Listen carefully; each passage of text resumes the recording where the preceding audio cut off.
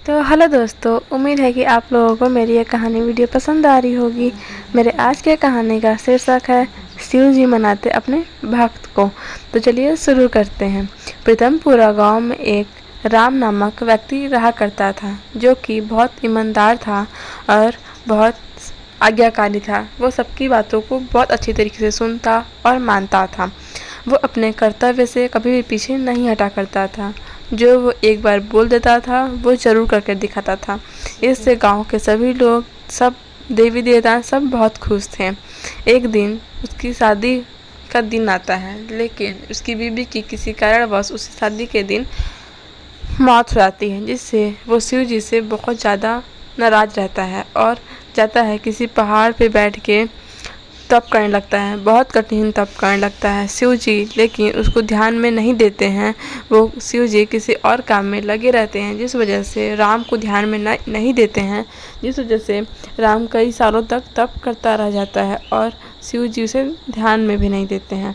जिस वजह से राम शिव जी से बहुत क्रोधित होकर तप में से उठ जाता है और कहता है, जब मेरे भगवान मेरा साथ नहीं दे रहे हैं तो फिर मेरी पत्नी मेरी साथ कैसे देती। मैं अब कभी भी शिव जी की पूजा नहीं करूँगा। ये कह के वो तप में से उठ के चला जाता है 2 साल बाद। लेकिन जब शिव जी आते हैं और देखते हैं ये सब यहाँ पे क्या हो गया, तो शिव जी राम के घर जाते हैं और फेस बदल के और उसे सब कुछ बताते हैं, नहीं पुत्र, तुम्हें तप करते रहना चाहिए, शिव जी कभी ना कभी तो तुमसे प्रसन्न होंगे ही। ये कहते हैं तो राम को भी लगता है ठीक है। फिर राम तप करने बैठ जाता है, लेकिन राम को पता था कि शिव जी अब उसकी नहीं सुनेंगे, उसे ज़रूर कोई पाप हुआ है और वो शिव जी से अंदर अंदर नाराज़ भी रहता है। जिस वजह से वो बहुत दिन बीत जाता है। वो फिर तप में से उठ के घर चला आता है।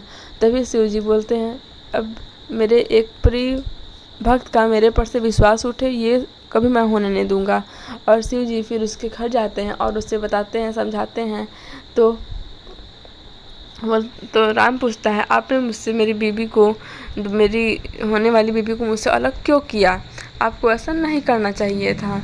इस पे शिव जी बोलते हैं, ये नियति का खेल था पुत्र, जो तुम्हारे लिए बना है वो तुम्हें मिल के रहेगा, और जो तुम्हें तुम्हारे लिए नहीं बना है उसके लिए तुम कितने भी तप कर लो, कितना भी कुछ कर लो, वो तुम्हें नहीं मिलेगा। इससे राम को ये बात तो समझ में आ जाता है कि वो उसके लिए नहीं बनी थी। फिर कुछ ही दिनों बाद राम के लिए एक अच्छा खासा रिश्ता आता है बड़े घर से, और राम की शादी हो जाती है।